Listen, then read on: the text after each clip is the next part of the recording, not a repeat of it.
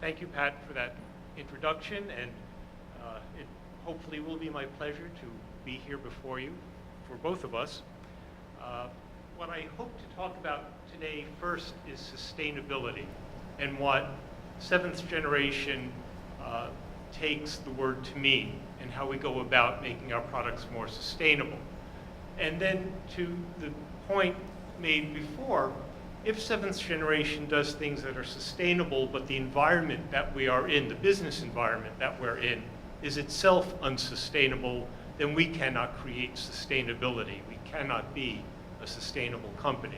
So I'm going to talk to you a little bit about sustainable economies, and then from there on to sustainable businesses, and finally, sustainable products, because these are nested things. You can't have the smaller one without having the larger one. And then I'm going to give you, or talk about an assignment that your instructors are going to give you. And finally, open the floor for questions. There were some great questions submitted before you went on vacation, or on break, I should say. And I'll try to answer some of those and open up the floor to more immediate questions. And since this is a class, I'm going to begin with a quiz, and I'm going to end with a quiz. So these are the first two questions. You do not have to answer them now. We will come back to you for answers later in the presentation. So question one, how many pounds or kilograms of food do you eat in a day? Usually you think about calories, but what does that translate to in terms of mass? And to give you a little bit of a hint, think about an 8-ounce steak. How many of those do you typically eat in the course of a day? Or the equivalent in other foods if you're a vegetarian. Okay, second question, how much air do you breathe in a day? And again, in pounds or kilograms, so that we can compare the two. So I'll stop. Are there any questions about your first two questions? Great. Moving on. What is sustainability?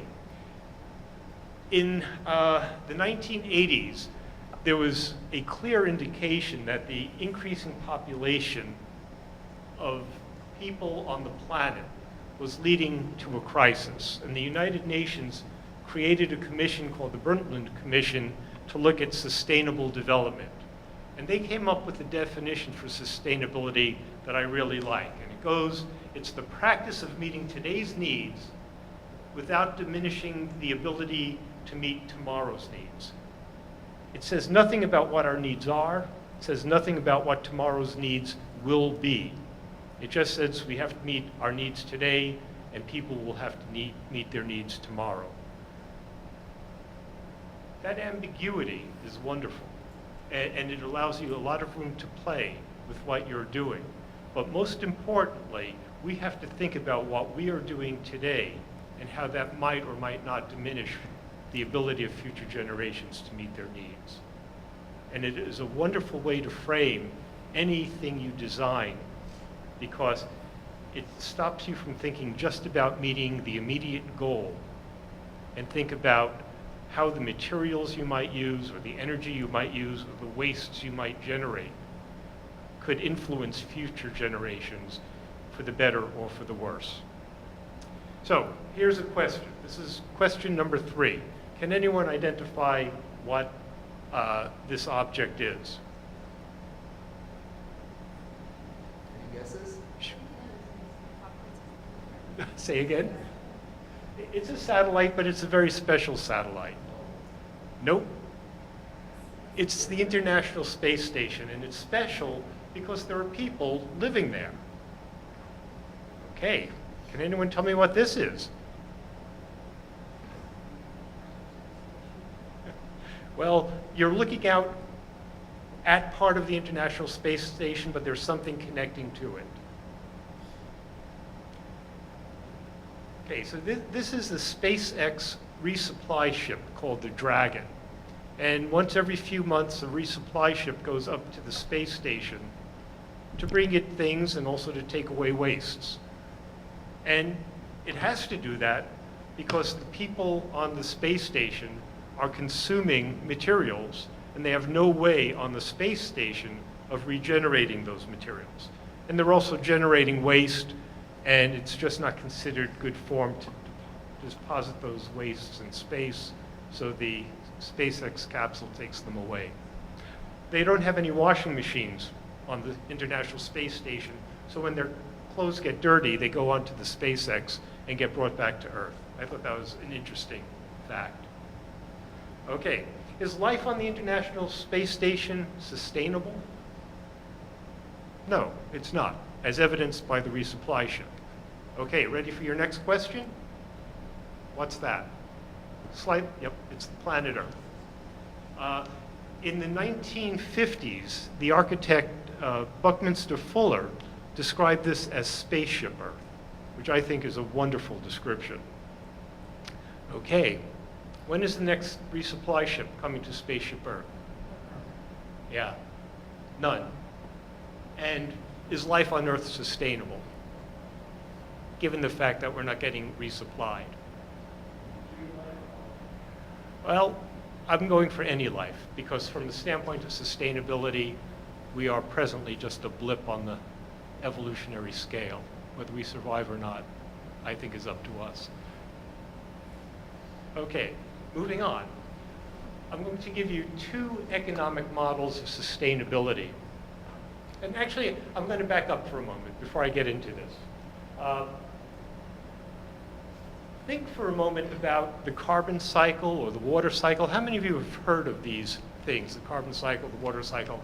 They are the way that Mother Nature makes sure that she's meeting today's needs without the diminishing the ability to meet future needs. She makes sure that all the materials that are here on Earth get used and then are available for recycling. So let me ask you, how old, any one of you answer this, how old are you?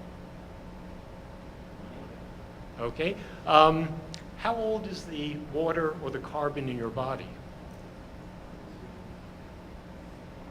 It's not 20 years old, is it? If the Earth is about 4 billion years old, then the materials in your body are about 4 billion years old. The water that is in you now as part of your blood may have been in Lake Champlain, it may have been in the Atlantic Ocean, it might have been in a Tyrannosaurus Rex. So get in touch with your inner dinosaur and think about the fact that you're made out of recycled materials. Now we'll move on to sustainable economies. Okay, this is not question number 3, obviously. I've moved my slides around. But when did the first settlers come to New England? The right question. Let's start with the first people. Okay, you mean you didn't record it? You didn't look at a newspaper?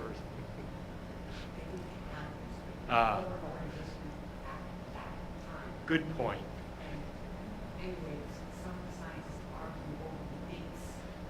True also. Okay, so the answer generally is about 6,000 BC, or about 7,000, 8,000 years ago. Okay, and what type of commerce did they have? Well, they hunted, they trapped, they fished, which are some of the same things that the early European settlers did when they came to the Americas. So, next question. When did the European settlers come to northern New England? Okay. Okay, good guess. What I had was 1594, a settlement by the French near Castine, Maine. But I'll take anything around 1600. Okay, and as I said, they had the same major industries, hunting, trapping, fishing, but they also brought agriculture and logging. And I want to focus on logging for just a moment. So you know your history pretty well. I'm going to give you a date. Ready? 1630, oops, I gave you the answer. Did you see that? 1634, the first sawmill, water-powered sawmill, was built in New England. And that's significant. So they got pretty industrious pretty fast. The timber harvested in New England was of an amazing quality. You know about old Ironsides. It was shipped throughout the colonies. It was shipped back to Europe. It was a major business. By 1750, not more than 100 years later, just about every commercially viable pine tree had been cut down in New England. 1850, 100 years later, they had shipped over 200 million board feet of lumber, were cutting down spruce trees, and by 1900 had run out of commercially viable trees to cut. Most of you probably know that most of the trees in Massachusetts, Vermont, New Hampshire, and Maine are less than 100 years old because they had been cut down before 1900 and started to be planted again after 1900 when Theodore Roosevelt and, I always forget Pinchot's last name. In any event, when they started the Forest Service and conservation around 1900 is when the forests of New England started to get rejuvenated. So think about that. There was one people living here for almost 8,000 years, and they lived sustainably without diminishing the ability of the earth to meet their needs. And there's another people that came here, and in just about 300 years, totally devastated the ecosystem that was supporting them. One was living in a harmonious means, what I call living in a cycle, and the other had what I call a race to the end, a race to the finish, to cut down the trees as fast as they could, to pump oil out of the ground as fast as they could, to pump natural gas out of the ground as fast as you can, because you get an immediate economic benefit. But in the long run, if you're looking out more than 100 or 200 or 300 years, it's a devastating way to do business and unsustainable. Okay, so that's green economies, different ways of looking at doing business. Within green economies, you have to have green businesses, and that means businesses cannot be as they are. Right now, in just about every state, you have what are called C corporations, where the corporation and its board of directors have what's called a fiduciary responsibility to the shareholders. Its primary legal responsibility is to make sure that shareholders get a return on their investment. There's no requirement in the articles of incorporation of businesses to sustain the earth, to care for the employees, to work with the communities they're in. Companies do that either because they're required to by other laws, external laws, or because they see economic benefit in it. About 5 years ago, maybe slightly longer, something called B corporations were formed. And several states, including Vermont, legally adopted the idea of a B corporation where boards of directors now have a responsibility not only to shareholders, but to other stakeholders, including the planet, including the communities and including their employees. So that a board of directors can now make a decision that benefits stakeholders overall without being fearful of being sued by their shareholders because they didn't maximize shareholder return. If we want businesses to be the force for good that everyone says they should be or could be, then we have to see B corporations become much more prevalent in this world. We can no longer afford to have a sole responsibility be the fiduciary responsibility to shareholders. Seventh Generation is a B corporation. It's also a member of BICEP, which looks at companies' carbon footprint to assure that we do not accelerate greenhouse gases and global warming or global climate change. Seventh Generation is in a LEED certified building. We're just at the base of College Street, and I invite all of you to visit at any time. You'll see my contact information later. Just feel free to give me a call and walk down the street or take a bus down the street. Vermont is an amazing state. Though we are the second least populous state in the nation, we have the largest businesses for social responsibility of any other state. And I think that is an amazing fact, and a wonderful fact. People here do seem to care about things other than the fiduciary responsibility to shareholders. Seventh Generation is also a member of the American Sustainable Business Council, and one of our founding aspirations or principles is what's called radical transparency. You cannot be in a relationship in which you have secrets. If you're a business and you keep secrets from your consumers, you have an unsustainable relationship, and we think that needs to change also. These are some of the awards we've won for our social responsibility. I won't dwell on them. But what's important is we're not just a business trying to make and sell products. We're a business that believes you have to change the environment in which you operate if you're going to create true sustainability. It's great that we make sustainable products, but if Procter & Gamble doesn't, then we're not going to have a sustainable economy, and without a sustainable economy, life as we know it won't be sustainable. So Seventh Generation tries to use safer ingredients in its products, and we also try to get legislation passed requiring safer ingredients, including Vermont Senate Bill 209 on safer ingredients. We also believe in letting consumers know what ingredients we use. We disclose them on pack so that consumers can read what's in the product and make a decision as to whether or not they want to buy it. If you don't give consumers that information, then you don't have free information exchange, and you can't have a sustainable and vibrant economy. Okay. So now on to product sustainability. For a product to be sustainable, it has to be made out of sustainable materials. And there are two types of sustainable materials. One are bio-renewable materials, part of the carbon cycle. So we use plant oils to make products that can biodegrade so that the degradation products can be taken up by plants to make plant oils and repeat the process. The other type of sustainable material is one that can be recycled. So we use recycled plastic in making the bottles for our cleaning products, and the paper for napkins, paper towels, and bath tissue.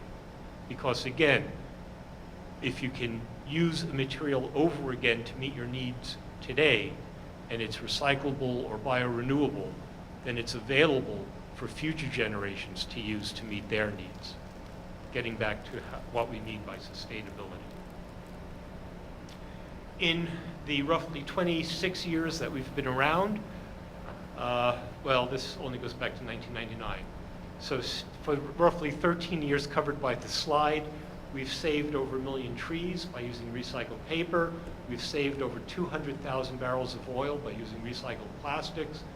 We've saved over 2 million cubic feet of trash from going into landfills and avoided over 1 million pounds of chemicals evaporating into the environment. That's all been through the design of our products. Yet we can make a product that performs almost as well as, this is the bio content of liquid laundry detergents. We can make laundry detergents that have the highest percentage of bio-based materials, notice Tide all the way over at the end at 28%, and it can perform almost as well as Tide. This is from Consumer Reports article on laundry performance. So you can make a sustainable product that works well. And that gets to the philosophy and the design of sustainable products. Well, I'm getting ahead of myself. Somehow the slide disappeared. To be a sustainable product, a product has to be sustainable in the materials it's made from, but it also has to perform well, and it has to be cost competitive. Those are the points I wanted to make. You can have a really sustainable product from a design standpoint, but if it doesn't work well or if it's too expensive on shelf, consumers won't buy it. So to be truly sustainable, you have to meet all those criteria. And now I can move on to the answer to questions 1 and 2. Anyone want to tell me how many pounds of food you eat in a day? Any guesses? Wild guess? 3.3? 0.3 sounds awfully low because that would be less than an 8-ounce steak. 3 is right on the money. Very good. Okay. How much air do you breathe?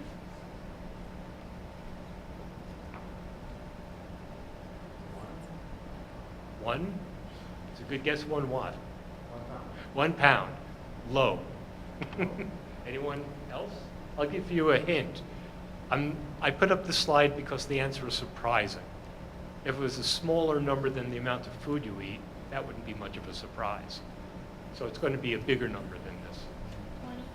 20 pounds is a great guess. 10 to 20 kilograms, 20 to 40 pounds of air. So you breathe 10 times more air than you eat food in a day. And I bet you all think about the food you eat and the impacts they may have on your body, especially any impurities like pesticides or hormones or antibiotics, things like that. How much do you think about the air you're breathing and, for example, what you're spraying into it when you clean your house? Think about it next time. And think about looking on the label of the product you're buying so that you know what you're inhaling and whether or not it's good or bad for you. Okay, so I'll stop there. And before getting into your assignment, just ask if there are any questions from the presentation that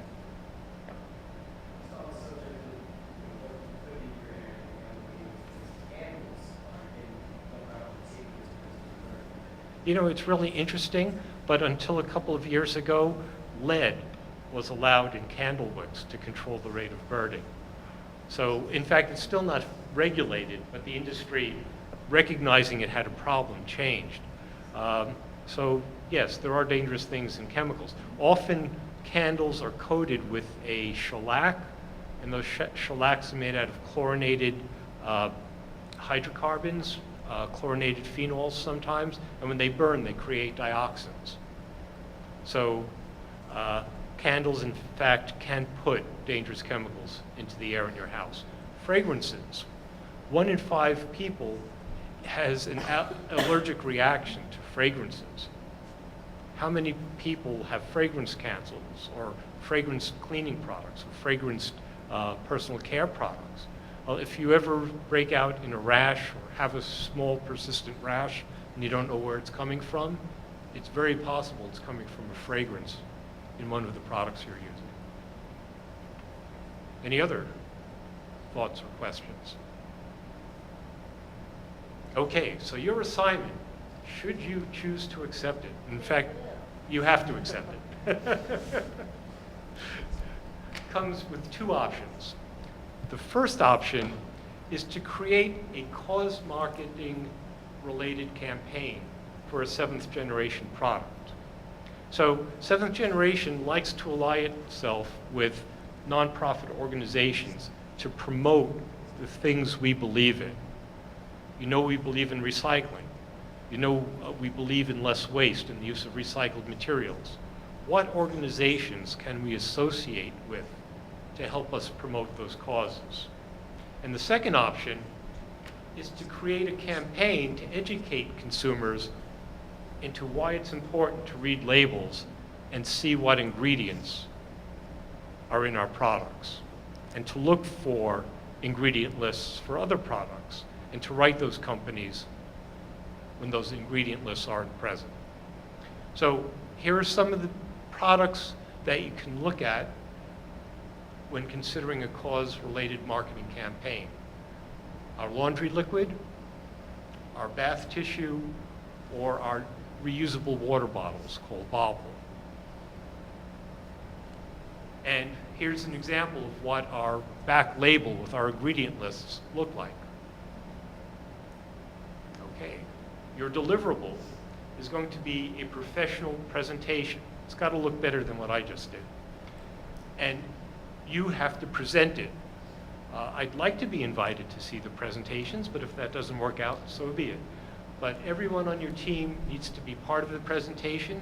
The presentation should last roughly 10 or 15 minutes, and you should use either a PowerPoint or a Prezi with 6 or 10 slides, or if you want, you can use a video. Okay? Your ideas obviously should be creative, and they should be presented in an eye-catching way, because I'll be looking and I want something that really excites me. Details to follow from your instructors.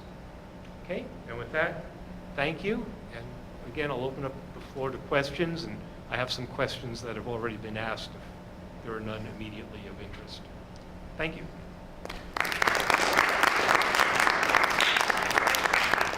Questions for Martin? Yeah, Pat and I will be following up with more details about the assignment, but that's going to be, as you said, your final assignment for the class. The final in here, as you know, is just like your midterm was the presentation. Your final in here will be a presentation, and it will be a real presentation to 7th generation that will provide you guys with more details and stuff coming. But we wanted you guys to hear it straight from Martin. This was an assignment that they're excited for you guys to talk about, but we will provide more details about the assignment.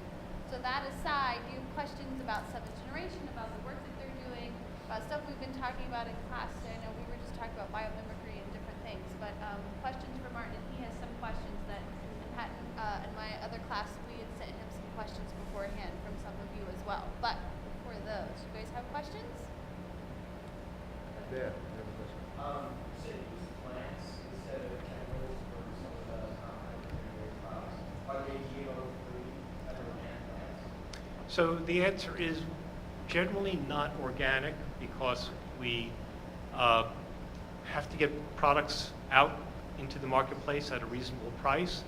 And most of the species that we're dealing with, which are trees to produce wood fiber and palm kernel and coconut oil, don't at this point have many GMO varieties in the marketplace commercially available. So we're fortunate in that regard. There are some ingredients we use that come from corn or soy, and those do not come from identity preserved GMO-free crops. Typically, they contain no genetic information or genetic material. There are things like, what are some examples?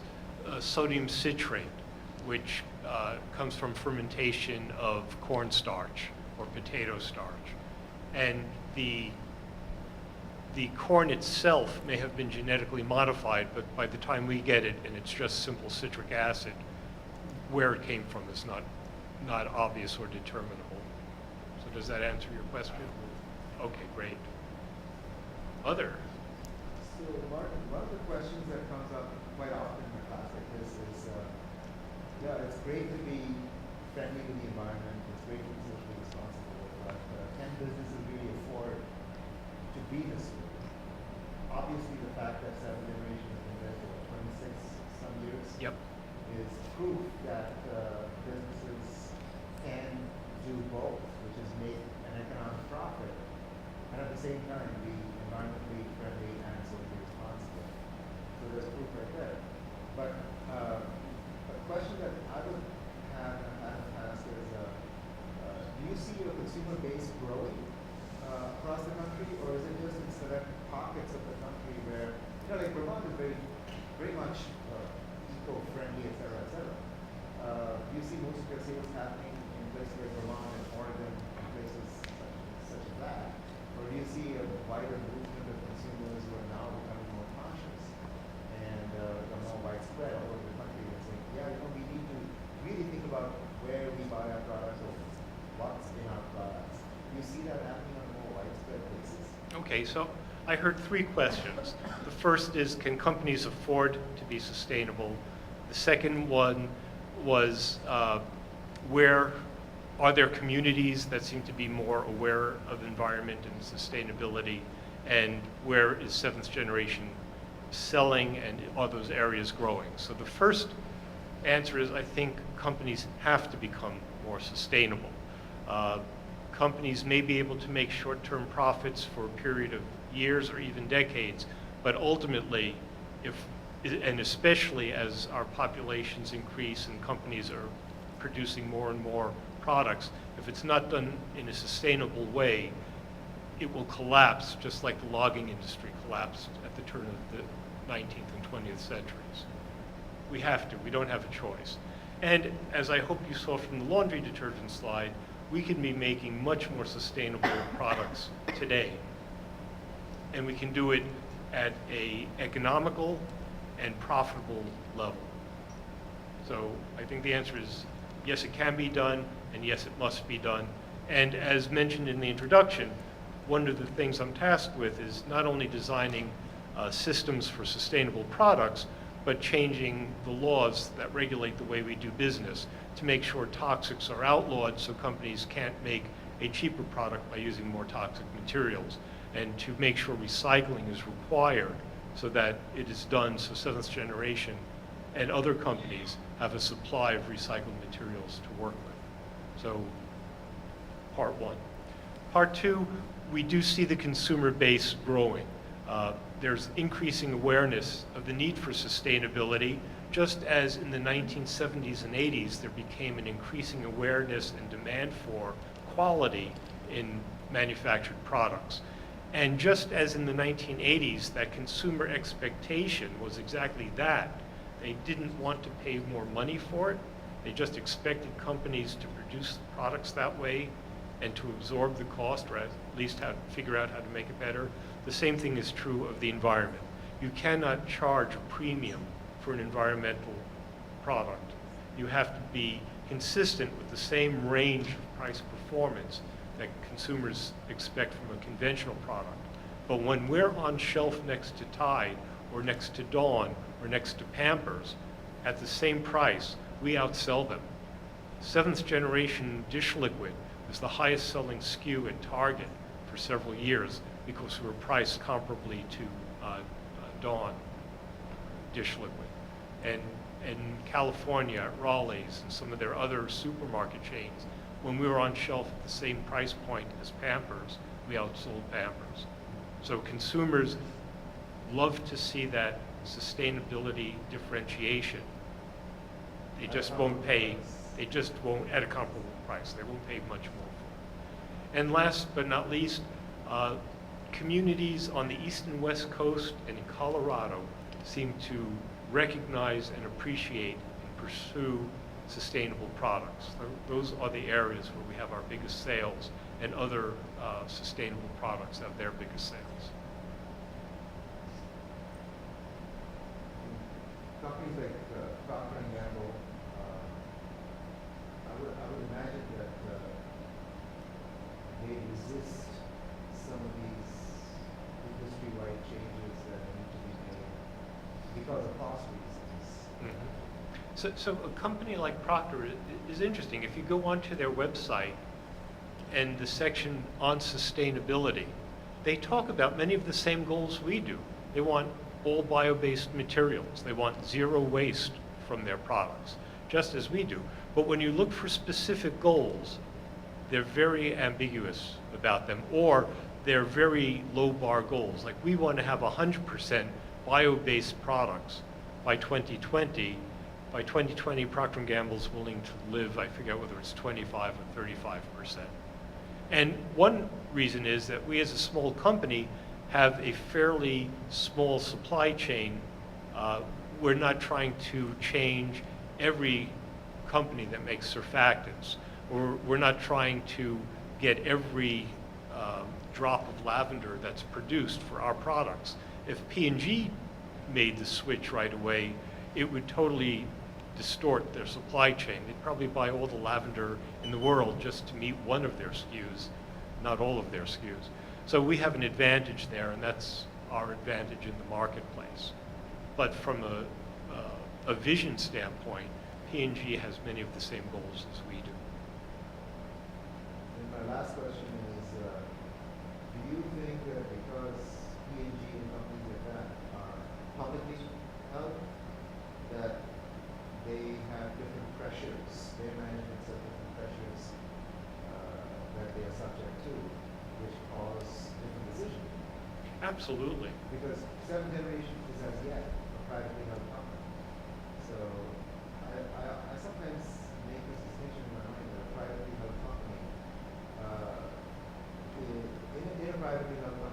easier to make these types of decisions because there are fewer number of people who are making the decisions and who you are answerable to. Right, that's obviously true. P&G is responsible to their shareholders, and there's one reason to go B Corp rather than C Corp, but they are also under scrutiny by Wall Street. And even if they're not sued by their shareholders for doing something for the environment, Wall Street could say, hey, you could have had an extra 10 cents EPS, and we want that money. So I think it's the narrow vision of economic gain as opposed to world gain that is undoing or creating resistance to being more sustainable in companies. And that's what we have to change. Yes, you said you interacted with legislation lawmakers to a certain extent. To what extent do you interact with government? Okay, so the biggest role I play is testifying when bills are introduced. So I'll give two examples. Back in the late 1990s, early 2000s, there was pressure to remove phosphates from auto dish detergent because when phosphates get into waterways, they cause something called eutrophication, which leads to algal blooms. You get these green slimes and ponds and lakes that makes them recreationally undesirable, results in fish kills when the algae dies, things like that. So I testified in Vermont, Massachusetts, Minnesota, Wisconsin, Illinois, Washington State, and of course the conventional companies like Procter & Gamble and the Soap and Detergent Association were there saying that phosphates are fine, they're not a problem. And I was there saying, and by the way, you can't get rid of them because if you do, your products won't work and your dishwashers won't work. And I was there saying it is an issue, and of course there are other NGOs there saying it was an issue. And I would say, and you can make a competitive product without phosphates that works well and doesn't destroy your washing machine. And I would go with a case of product and hand it out for the legislators to try. After almost 10 years of appearing at different legislatures, in 2006, the state of Washington finally passed a phosphate ban. And within 5 years, over 20 states had enacted similar legislation. Once the first domino fell, they all fell. Here in Vermont, I just gave testimony on S209 on toxic ingredients, S208 on improving Vermont's waterways, House 586, oh, I'm sorry, I had it back. H586 was improving waterways, and S208 was on EPR, extended producer responsibility for packaging wastes. Essentially, they were trying to repeal the bottle bill, and it was wonderful. We testified on Thursday. Friday, the bill was withdrawn. So that's the sort of thing that I do. No. But every voice counts. And I think what is great is having a company that makes products that demonstrate you can do things in a sustainable way and do it, in the face of arguments by P&G or the American Chemistry Council or Coca-Cola and the American Beverage Association, who claim it can't be done, it's too expensive, and the world is going to end if you try. And we can say, yeah, you can do it, and here's how we do it. I mean, to your point about sway, have you seen that your voice has gotten a little bit louder, though, as seventh generation has been successful over a long haul and sort of can point to your financial and sort of social success? Do you feel like you guys are holding a little bit more weight in the legislature when you guys say, hey, this is possible, or hey, we can do this, and people listen more? I think we have more credibility than we had 10 years ago, but it really still takes a lot of voices because the ACC, well, let me back off before talking about the American Chemical Council, ACC. Vermont is one of the few states that still allows direct contributions by corporations to its politicians. I didn't know that. I learned that this month. It turns out the American Beverage Association is the single largest donor to political campaigns of individual politicians in the state. So how surprising is it that a bill to repeal the bottle bill has been introduced when the money is coming from the ABA? So fortunately, there was enough pressure, not just from Seventh Generation, but the Sierra Club, VPIRG, all of the redemption centers, and others, so that we could push back together. So it's not just our voice. We wouldn't have that much credibility. Where we do have amazing credibility is with our supply chain.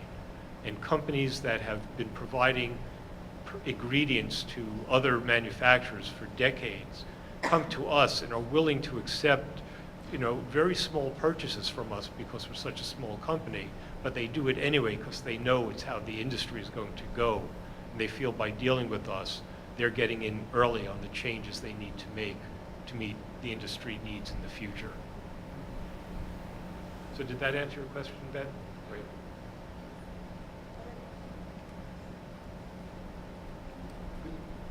Yeah, we have a question. Go ahead. Well, what are some ways that Seventh Generation is expanding? Okay, so I can't answer that question completely because some of the things we're trying to do are not yet public, but we're trying to expand into personal care. We've had some products introduced, unfortunately not very successfully. We're also looking to do inorganic growth through acquisition of small, environmentally minded companies. So last year we purchased a company called Bobble, which makes reusable water bottles. And our idea is that Seventh Generation will become essentially a multi-centered holding company for a large number of small, sustainably minded environmental products. So it could be, as I just said, water bottles to displace single-use water bottle consumption in the U.S. It could be other environmental products. Oh. Just to ask, with the expansion, if Seventh Generation were to expand to an industrial kind of company, is that possible to remain sustainable in the industrial sector? So when you say an industrial kind of company, what do you mean? Like mass production, international trade, global expansion rather than just national? Okay, so would scale change the way we do things? We would hope not. Now, obviously, there'd have to be some compromises. I shouldn't even say obviously. There may have to be some compromises made. So, for example, recycled HDPE may not be sufficiently available because only 30% of it is recycled. And we may have to go from the current goal of 100% down to 90 or 80% until supplies are adequate. But I don't foresee that being a limitation for any initial expansion.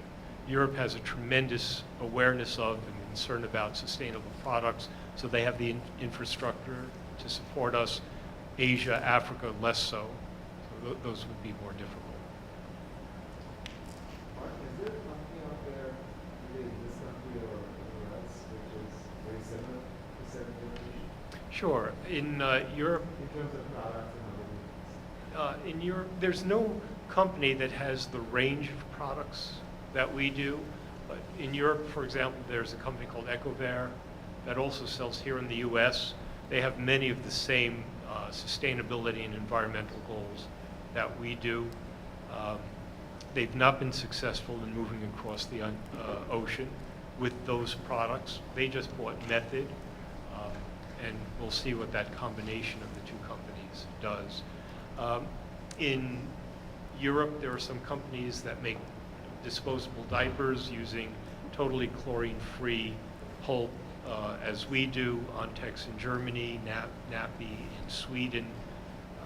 We don't see them selling in the U.S. at this time, but they exist.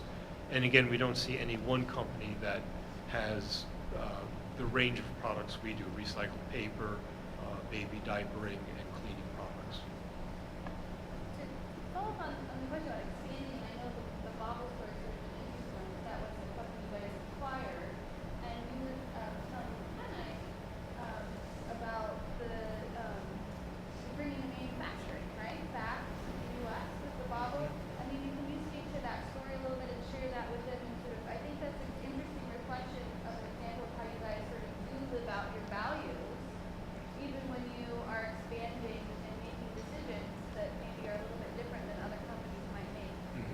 So last year, we purchased this company called Bobble. As I mentioned, they make reusable water bottles with the idea that we could promote their use and diminish the number of single-use disposable water bottles that are being sold in this country.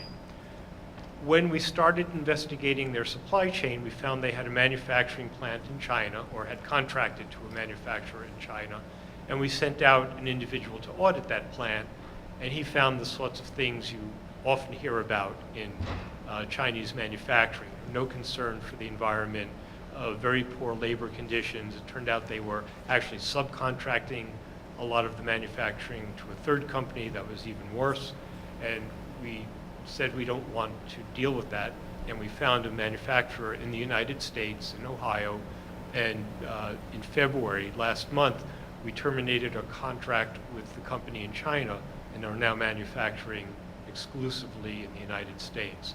So again, this gets back to what it means to be sustainable. You can have a sustainable product, but if you're not a sustainable company, then you haven't done anything to advance sustainability. And if you have a sustainable company and you're not in a sustainable economy, then your efforts are going to be futile. You need to change more than just one small thing to affect permanent change. Third question?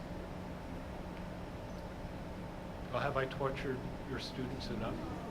We told you there's a get back from break. You're still warming up to the. Yes, so we're gonna get into it. All right, well, thank you, Mark. Appreciate it. Thank you very much for your